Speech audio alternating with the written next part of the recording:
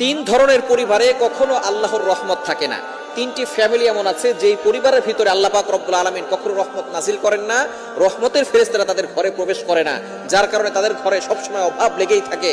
টাকা পয়সা ইনকাম করে কিন্তু সেই টাকায় কোনো বরকত থাকে না। হসপিটালের বিল দিতে দিতে, ওষুধ কিনতে কিনতে টাকা পয়সা শেষ হয়ে যায়। সুতরাং যদি আপনি আপনার পরিবারের ভিতরে বরকত পেতে চান তাহলে এই তিনটি কাজ করা যাবে না।